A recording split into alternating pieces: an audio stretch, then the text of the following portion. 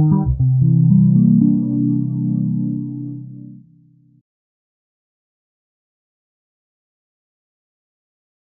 a lot, Mr. Pagin. Thanks a lot, Marcus. I'm very happy to be here. This is a place I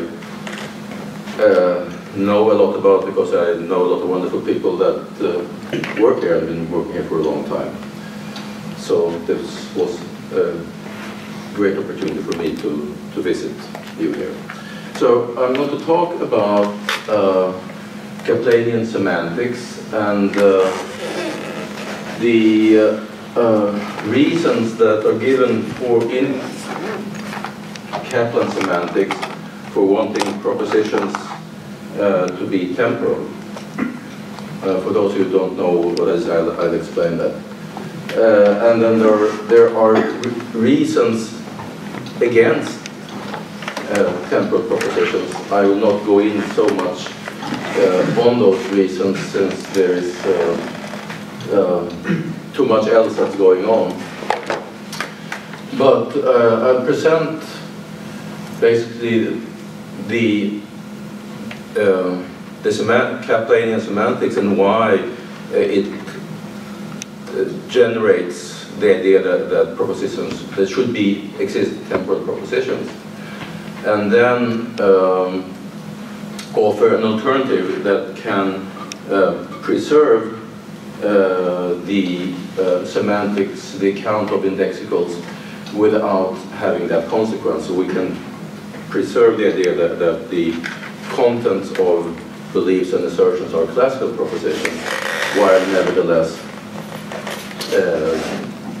we provide a proper semantics for temporal operators and indexicals. There is a fair bit of material. I have to speak fast. You can see there that there is a section on logic where I actually prove that you can use this trick with switching that I do and get the validities of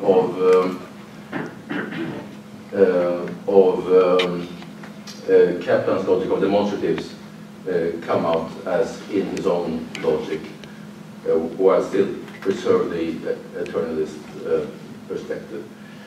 There might not be time to go through that. I might have to just quickly wrap it up. But I'll try to speak fast, and maybe there is time to present some of it. It's not something unexpected once you've seen what comes before. All right. So the classical notion of possible worlds proposition is that of an entity that has a truth value relative to possible worlds and nothing else. So its evaluation indices in David Lewis's sense are just possible worlds. So, and classical propositions in that sense are what's called eternal. Their truth value do not depend on time. If it's true at all times, false at all times. Temporal propositions, on the other hand, have world-time pairs at their indices of evaluation. They are true or false relative to world at a time. So they can change truth value. Can be true at one point in one world and false at a later point in a later time in the same world. Now, if we take some classical sentences like this, Theaetetus sits, or Theaetetus always sits, and Theaetetus sits now. So be there, that it always sits, is clearly expresses an eternal proposition. Either it is the case that Theaetetus always sits, in case there is no time where he doesn't sit, or else there is some time where he doesn't sit. So 1a could be thought of expressing a temporal proposition that's true at times when Theaetetus is sitting and false at other times. In fact, that's how Kaplan thinks of it, and some others. So what to say about 1c then? Theaetetus sits now. So in Kaplan's framework, 1a does express a temporal, but 1c an eternal proposition because of the presence of now. So A and C in Kaplan semantics express different propositions. So temporalism is the view that some propositions are temporal. And eternalism is the view that all propositions are eternal. And of course, because of, for instance, now or always, even on Kaplan's view, not all propositions are temporal. But on that view, some propositions are temporal. So Kaplan favored temporalism and offered semantic arguments for it. It met with objections early on. Most famously were Mark Richard already in 1981, and then later on Nathan Salmon. More recently, Britt Brogard has defended temporalism with mostly with linguistic intuitions arguments. I will not go into those. I will just briefly offer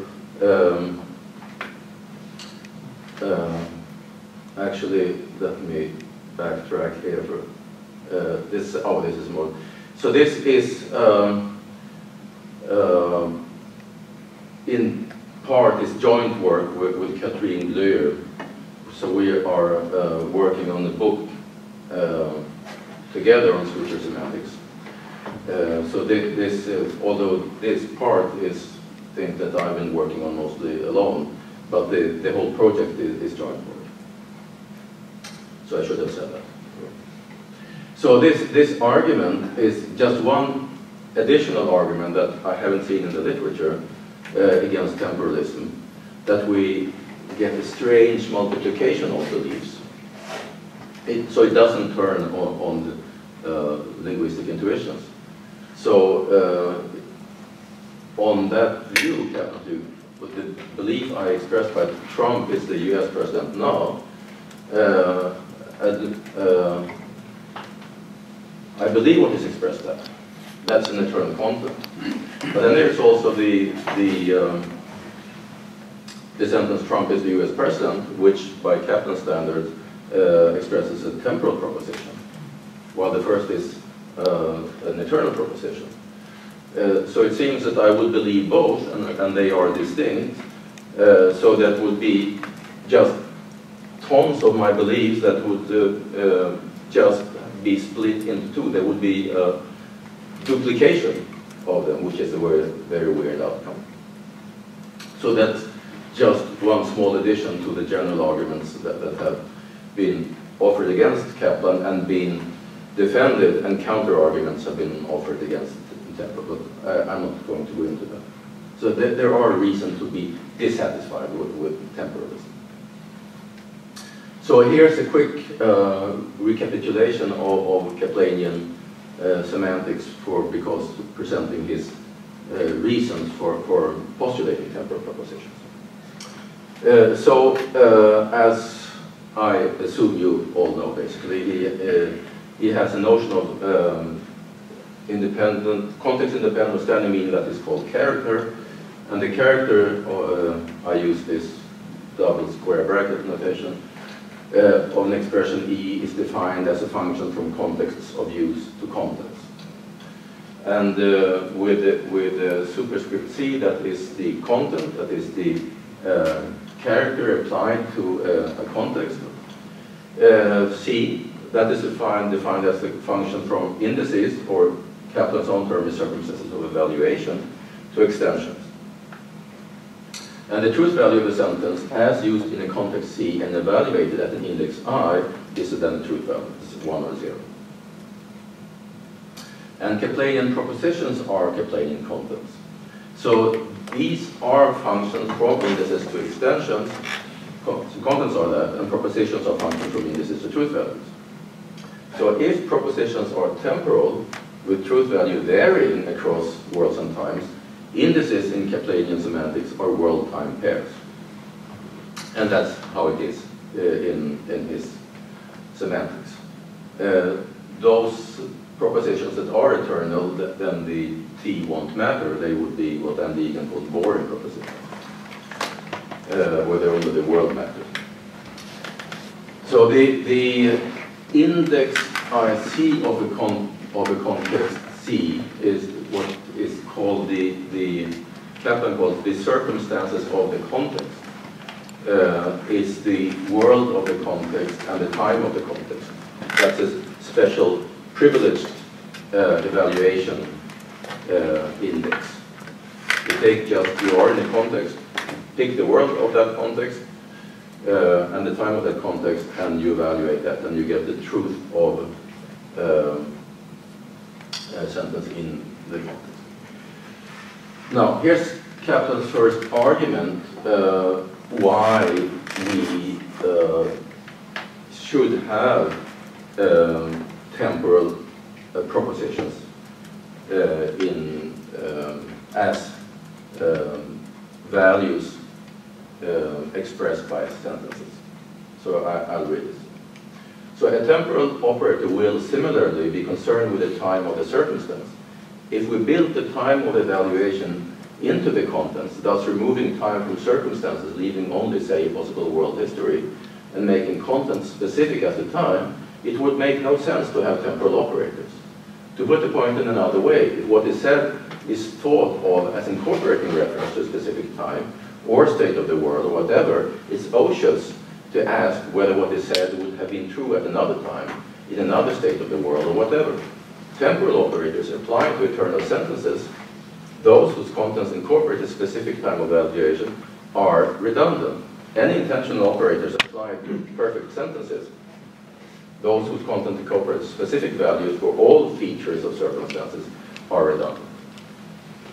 So, briefly, redundancy here is formally like vacuous quantification. So there is no variable to bind the parameter, no variable to bind the parameter to shift. For all x ft, the quantifier is superfluous, or always at time tp, where t does not occur in p.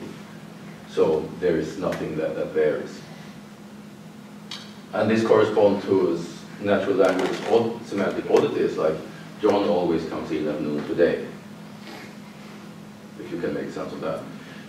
The argument is not that sentences like 5 are anomalous, even if some of them are rather bad.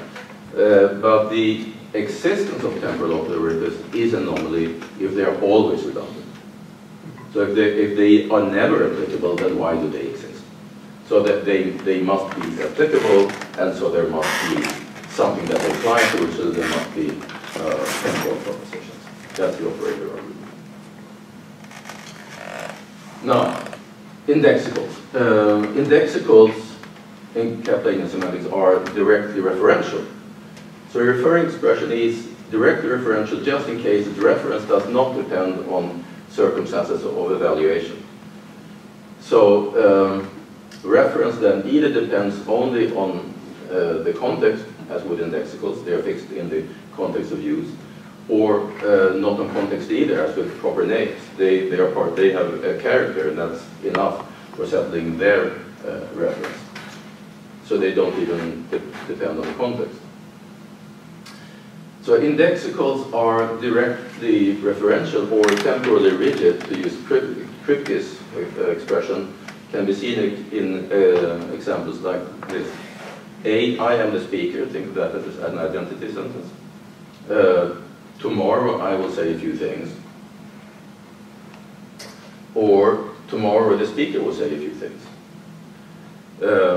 So even though there is an identity here with me, between me and the speaker, when you embed the expression under a temporal operator like tomorrow, you will get different outcomes.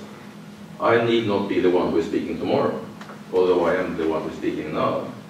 So the speaker then, a definite description, incomplete, is not directly referential. What it picks out will depend on the index. So you shift the time, look at the circumstances the day after, with other things probably invariant, and see who is speaker then and what that person will do. It need not be me. So these two, B and C, can come apart despite of the truth of the identity there in A. So this gives a brief illustration of the rigidity-like or directly referential semantic behavior of Indexicals in this case, the first-person program. So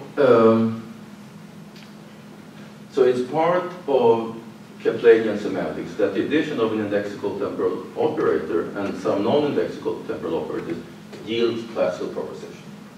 So take this, it's snowing and it's always snowing, and it's snowing now. 7a is a temporal proposition. It's snowing at some times, it's true at some times and false at others, on this understanding. While both B and C express classical propositions. On simultaneous utterances of it's snowing where I am and it's snowing where I am now. If you think a little bit about these. Now, on the classical conception,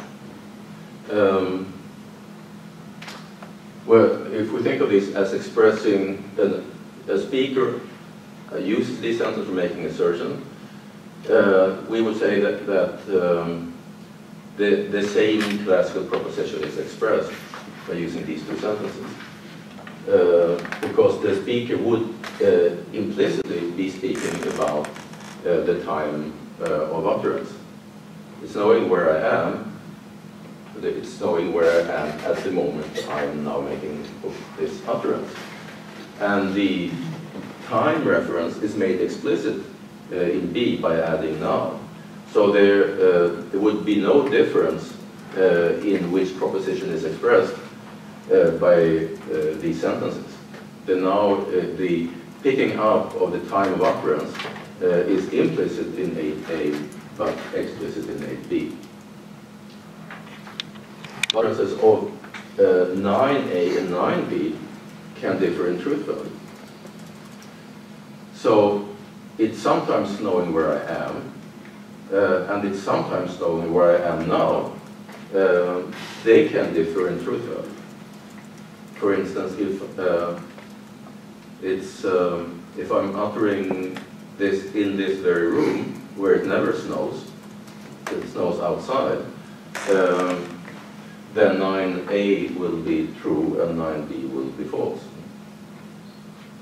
So they must have different contents, and if they are of the form sometimes phi, and what is embedded is these two sentences, and they have the same meaning, we have the violation of compositionality. So 8a has the same meaning as 8b, but 9a thought of as applying the same operator to a sentence expressing the same proposition as a 9b have different contents. So we would then have a violation of compositionality. What to do about that? Well, one thing to do about that, to preserve compositionality, which Kaplan does want to preserve, he wants to preserve compositionality of content, is to say that it is known where I am and it is known where I am now, different content. The former is a temporal proposition, the latter a classical. If we do that, the violation of compositionality is done away with. There's no reason to think that 9a and 9b should have the same content, because the sentences that they embed different content. So that removes the violation. So this seems to offer a rather compelling argument to accept temporal propositions if we want to preserve compositionality. Right, so now I will move into presenting the system of switcher semantics that I have been developing, partly in cooperation with Catherine Bleu, whom I'm working on the monograph with, and partly in cooperation with Dag Westerståhl. We have a joint paper where this idea is applied to pure quotation. The first application was to proper names in model context, so challenging the Kripkean rigidity claims about proper names. So the main idea of switcher semantics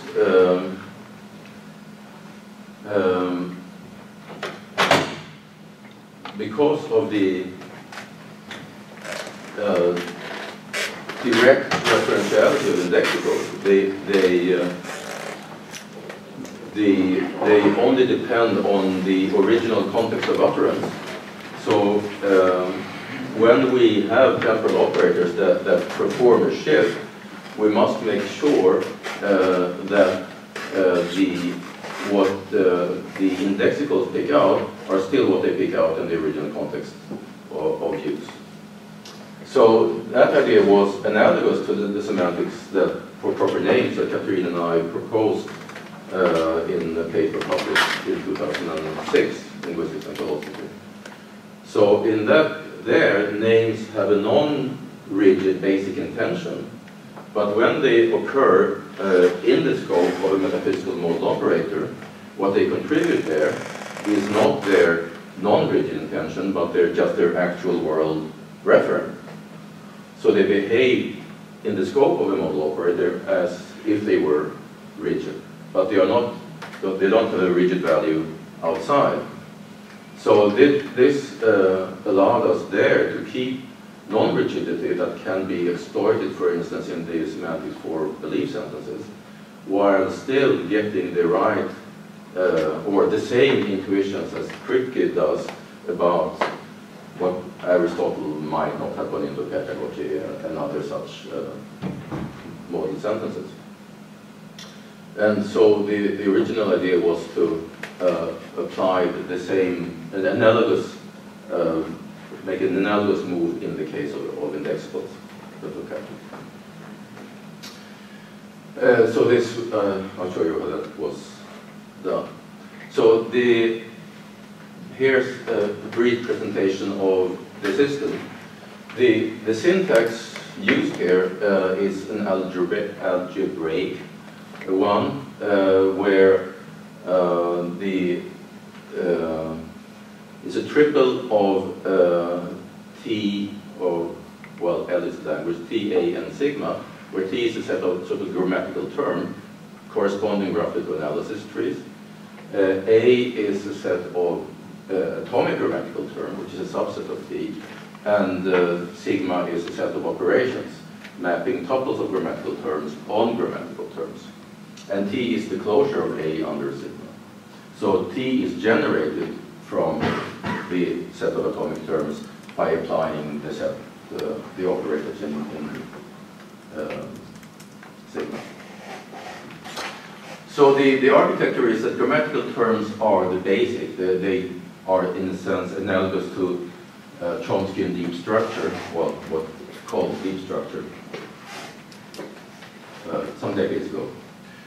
So, and they are mapped, on the one hand, to the expressions of the language by means of a string value function called D, and on meanings by a semantic function we call mu.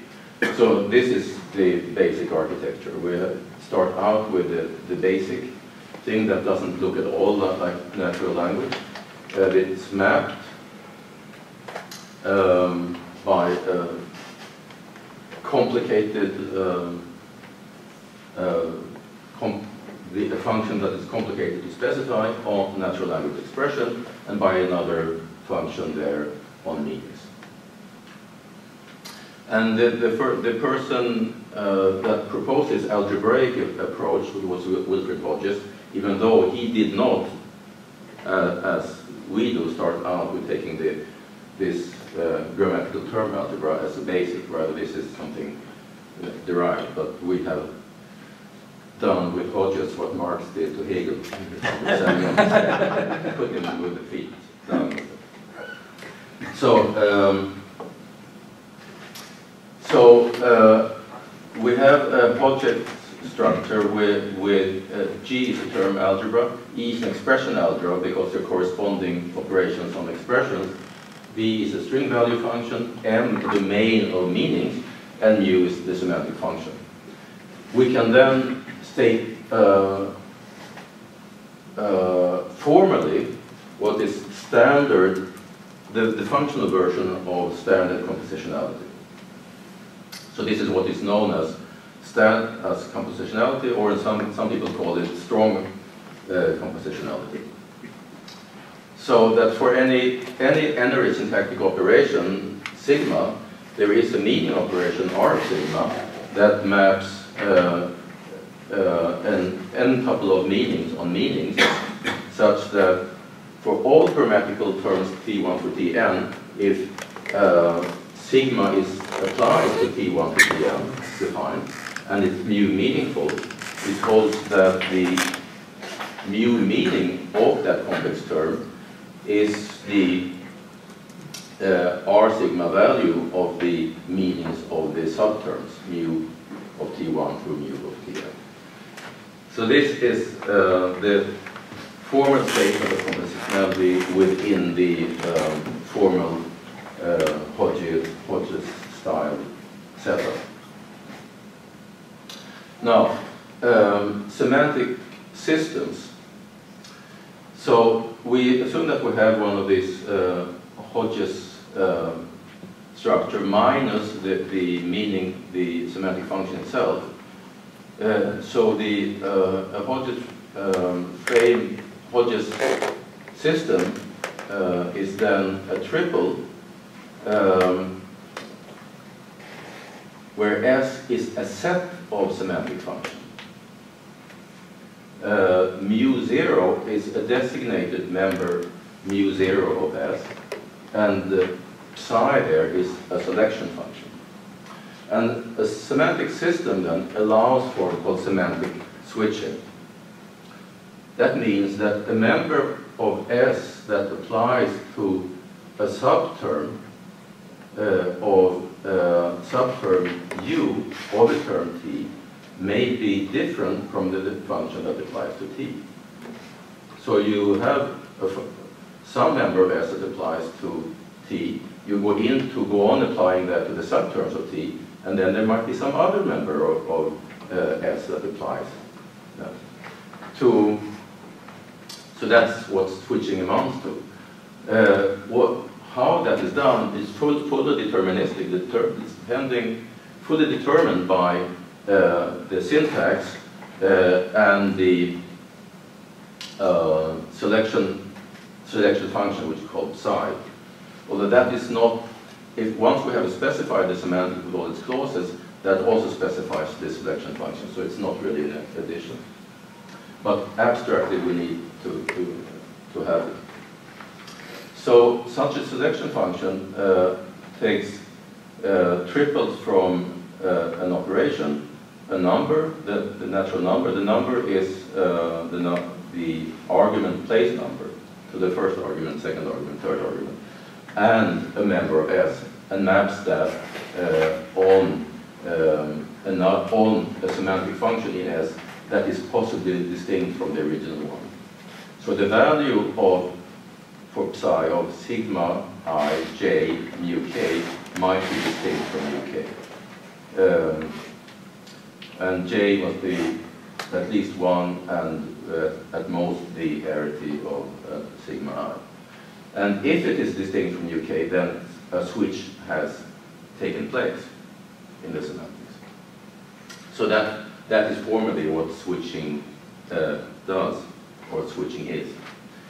That mu is designated means that within the system, mu0 applies to unembedded terms. That is, whenever you start interpreting an expression, you start with mu0, and then you can go on maybe switching to others.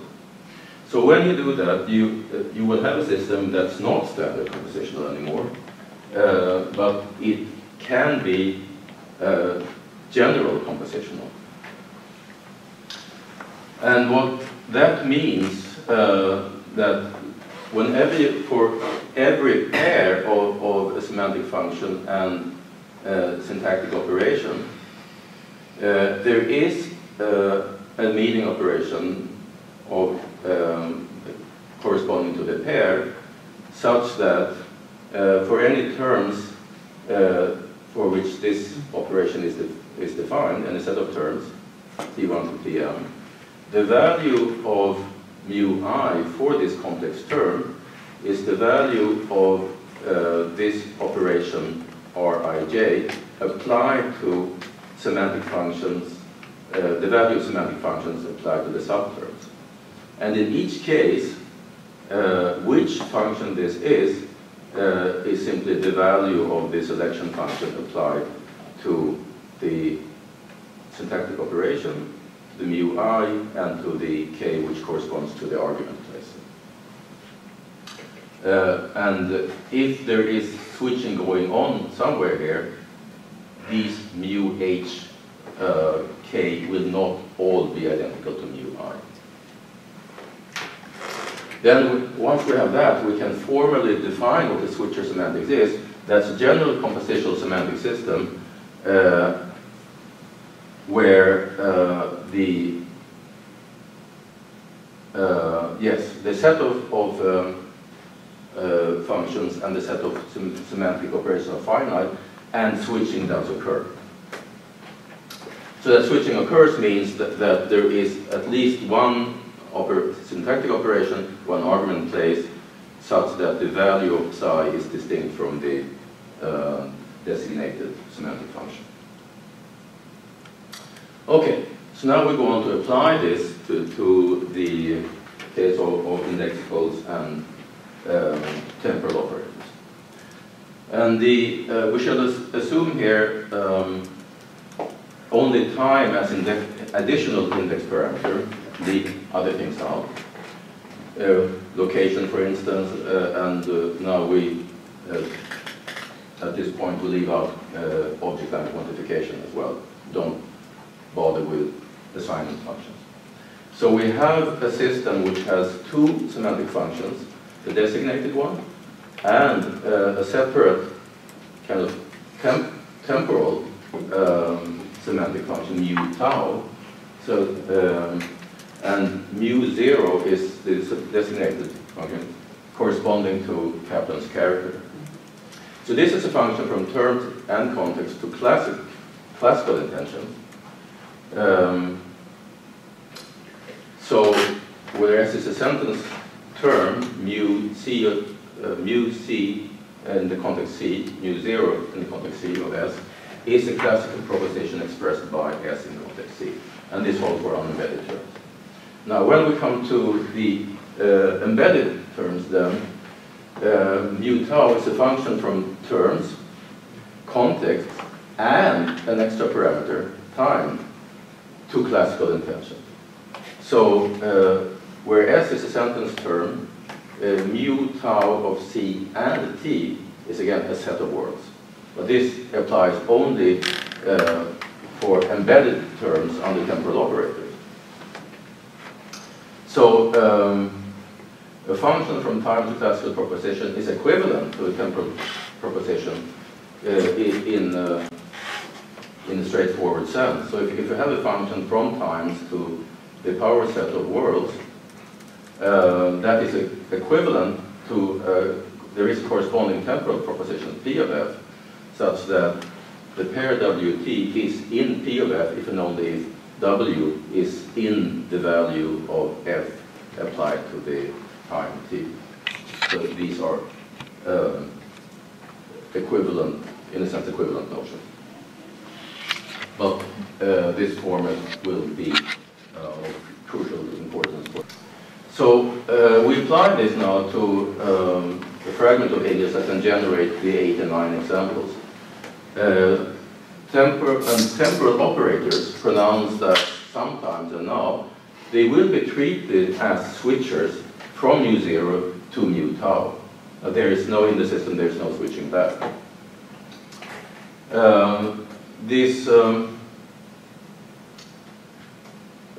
Crucially, this is an artifact of the system. There will be a temporal variable which is mapped by mu 0 on the time of the context of utterance by the designated function, and by the time value of the time parameter t by the mu tau, the temporal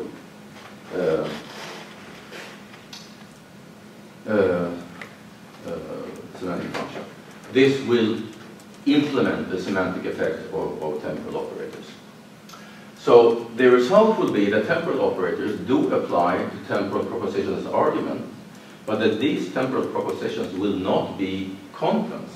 That is, they will never be expressed by unembedded sentences, and hence never play the role of what is said. They will not be the contents of assertions or beliefs, but they will nevertheless express values to the arguments of temporal propositions, temporal operators, excuse me. And that is affected by the semantic switching. So they are in the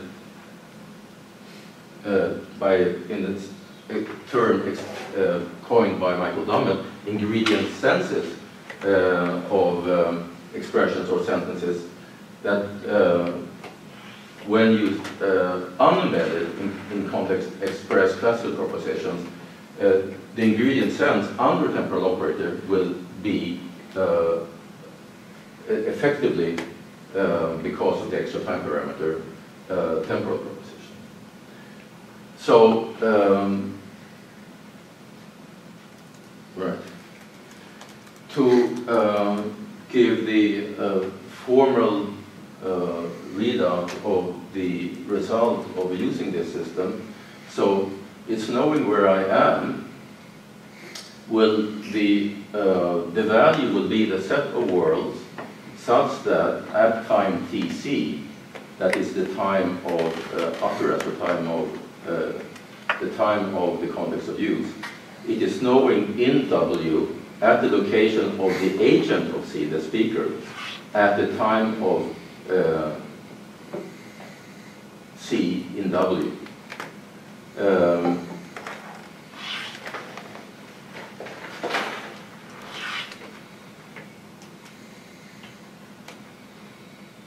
Actually, this is wrong.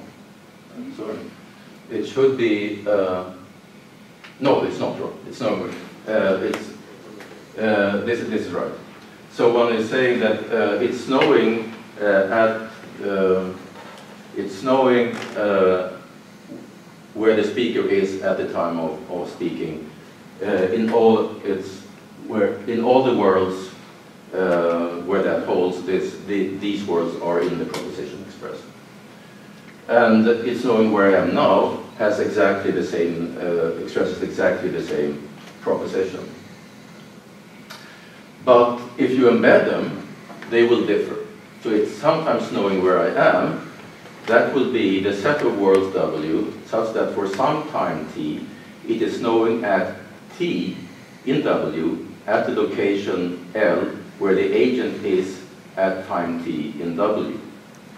That is, take world where there is a context of utterance, where the speaker of the context at the time of the context, where he is in the world that's in the set, is such that it's knowing in the world time pair that's in the set, it's knowing where that speaker is at that time. But if we contrast that with it's knowing where I am now, it's the set of worlds W such that for some time t, it is knowing at t in W at the location of where AC is at TC in W. So here we have T and here we have TC. So this means that this world is in there if it's knowing at a world time pair is in there, if it's knowing at T where the speaker, at the location where the speaker was at the time TC, but not necessarily where he is at the time. While here it's knowing where he is at the time, but not necessarily where he was at the time of the context of utterance. So this makes these two propositions different. One depends on where the speaker is at the time of the index, and here where he is at the time of the context. So here are some sample derivation. Here is the grammatical term, a couple of steps using clauses that we can look at them if you want to. That they are further back in the slideshow. You derive the string, it's knowing where I am. And here's the corresponding semantic derivation of the specification of the set of words. So this system is not standard compositional, but it satisfies general compositionality. We don't get into trouble because of that, because indexicals always take values from the original context, even when they occur under temporal operators. So because of the switching, Kaplan's operator argument fails. Phi can express an eternal proposition when it's unembedded. And the temporal operator can still apply to phi without redundancy, since the semantic value of phi in the context, in the scope of this temporal operator, will be something that's equivalent to a temporal proposition. So we can have, in a sense, the best of both worlds, but because we need to give up standard compositionality to get there. But we get general compositionality instead. So that is the main take-home message. I have been fast enough. So the last section on logic actually shows that if we do things a little differently from what we prefer to do, I mean, in the semantics as we prefer it, we don't treat actually as an indexical, and worlds not part of context. Kaplan does that. So if we would change our system to allow worlds to be part of context and actually to be an indexical, it's easier to compare Kaplan's system with ours. And what we can show here is that if we do that, it's easy to show that we get the same validities as Kaplan does in the logic of demonstratives. So I could either stop here or briefly go through this with you, but I've been talking now for about 45 minutes. What do you say? I would like to hear. Okay. Everyone's nodding. So. All right. So validity in LD, logic of demonstrative, is defined as truth in every context. That is that is truth at a context and in the index or circumstances or evaluation of that context. That is WCTC.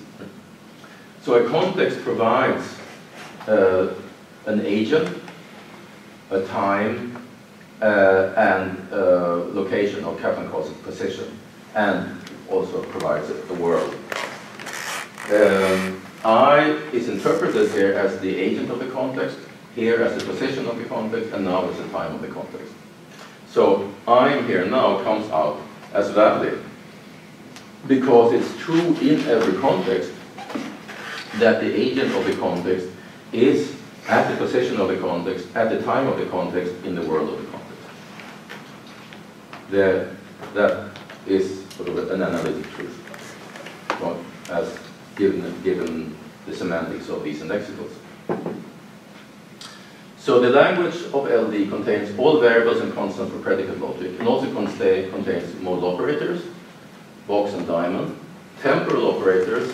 It will be the case that, it has been the case that one day ago it was the case that, actually I don't know what your intuition is. Kaplan treats this as non-indexical, that meaning the same as one day earlier. I don't have the same intuition about that, but I'm not a native speaker. Anyway, that's the semantics gives for it. Then there are the LD operators, which are the indexical temporal operators. It is now the case that is actually, it's actually the case that yesterday it was the case that. So yesterday is indexical, one day ago it's not. Then there are some additionals. It's the one place functor, I, individual constant, and here the position constant. They are sort of part of the language itself. A model or structure is a sextuple where we have a non-empty set of context, non-empty set of words, non-empty set of individuals, a non-empty set of times represented by integers, common to all words, and a non-empty set of positions, locations, common to all words, and then an interpretation function. So, treatment of variable assignment, definite descriptions are standard. We have ordinary denotation. We have an operator eta that applies to the individual terms alpha 1 to alpha m and beta 1 to beta m, which are the position arguments. So, so this lacks truth value if one of the argument is lacking a value, and otherwise it is the interpretation of eta applied to the world and the time, applied to the value of the function of the subterms. So now I switch notation for making comparison more uniform. Instead of using the double square brackets, I'm using mu or k for Kaplan. And then it has the axiom for that.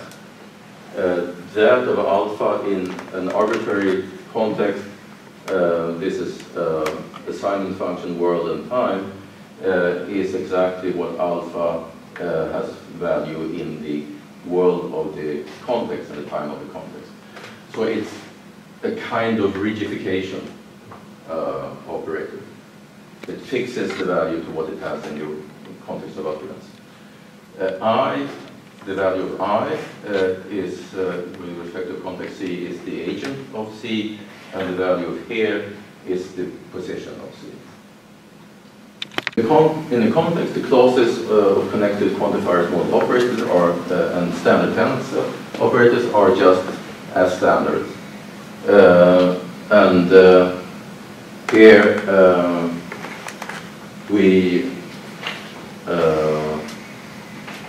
what do we do here? If we have a tense operator, this is the atomic case, that's what we have seen before, basically in this, but in the new notation here. And then we have clauses for the operator. So if we have G of phi, that is true at the context assignment function of the world and time, if and only if phi is true at the same C, F, and W, but one day before, T minus 1. N of phi is correspondingly true if and only if phi is true at Tc, the time of the context. A phi, that is actually phi, is true at an arbitrary C, F, W, T, if and only if phi is true at the same C, F, and T, but in the actual world. And yesterday, phi is true at the C, F, W, and T, if and only if phi is true at Tc minus 1. So here we have T minus 1, and here we have Tc minus 1. This means that G can be iterated, going one day before that, one day before that, and so on, while iterating yesterday will have no effect. Yesterday is not something different from yesterday. So phi is then defined to be true in the context C in the structure A if and only if for all assignments F it holds that A phi is true at C, F, and W, C, W, T. So they fill in the index of the context WC and TC there and quantify overall assignments. And it's defined to be valid with this notation if and only if it's true in all contexts. And since worlds are part of context, that means also we quantify the worlds. So that's validity in the logic of demonstratives. So now for the switcher semantic alternative to this. So I call this D here, is defined as a special TC case that is we evaluate it as being true at the time of the context. The special case of Kaplanian semantics where the time is the time of the context. So for atomic expressions, for both the terms and predicates, while predication is analogous. And then we'll see that this will hold also for the arbitrary complex case. So in the case of atomic formulas, we have that mu of D applied to, there's no time here, there's just the context, assignment function, and world. And that is defined by, in this case, to be the same as the Kaplanian semantics with the same parameters and added the time of the context. And that is, of course, the tuple of the Kaplanian values for mu1 for mu_n. If it's true, if and only if it's in the interpretation of F applied to an arbitrary world and the time of the context. And then we have the clauses of connected quantifier and modal operators are standard and completely parallel to the Kaplan's own case. And when we come to the tens or temporal operators, then we have the switching. Here's where the switching occurs. So when we have F for future, so mu D at the context C, assignment F, and world W, or F of phi is true if and only if there is a time later than the time of the context, such that mu K is true at that time with the same C, F, and W. So this is like the future clause, except here we do a switch. We switch from mu D as applying to F of phi to mu K as applying to phi. This is not exactly, we did it in the natural language case, but this is for making the comparison with Kaplan's own logic in the formal language easier. So correspondingly, here's the path operator. So there should be some time before the time of the context. Switch to mu K. Here we have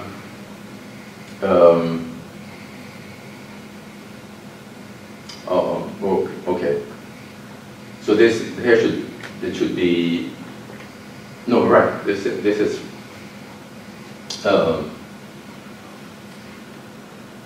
right. When we apply this the first time, we have the mu D. We start with the time TC as in the other cases. But then once we have switched, it can be iterated, because then it doesn't matter that we have TC. We just will switch to a day before all the time. So that is actually the right result, even though G doesn't, not triggered by G itself as it's done by yesterday. And now we have a switch to the UK, which triggers the time of the context as time of evaluation, and yesterday the day before the time of the context. So we can now prove that for any sentence phi in LD, in any structure, in any context, any assignment and world, that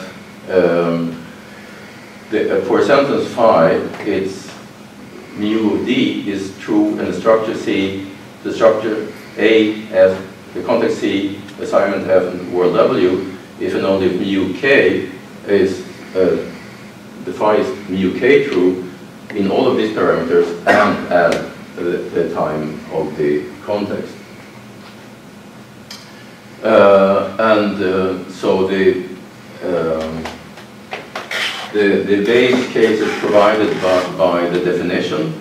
The case of connective quantifier model operators are straightforward application of the induction hypothesis. Regular functors do not present difficulties. Kaplan has a description operator that does complicate things, but it's not because one has to do simultaneous induction over terms and sentences, so that makes things considerably more complicated, but it's not a difficult principle.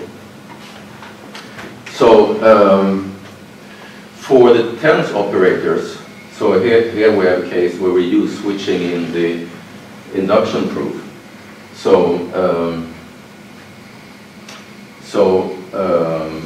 We have mu D of in the structure A, context C, assignment F and W of yesterday phi, if and only if now we apply the switching clause in the mu D semantics, we get to the day before the day of the time of utterance, which is equivalent to the yesterday of phi when the time is the time of utterance, as it should be.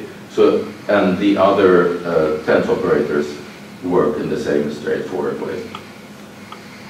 So we get the desired results.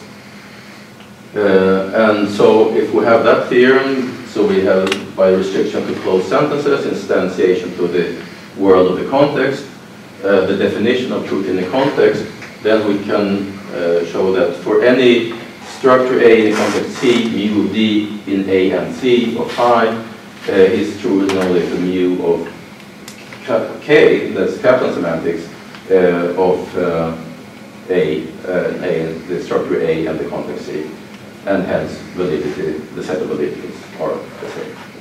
So that was a brief definition. So although this is not the way we prefer to set it up, to treat actually as an indexical, but if we adapt to Kaplan's framework with context as involving worlds,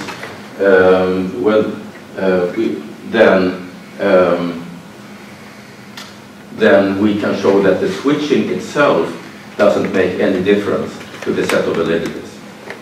So we can, even in Kaplan's framework, get eternal propositions as the values of unvetted sentences and still get the desired temporal propositions as what the values of sentences under temporal operators and get the right validities from the logical demonstratives. So that was a little quick, but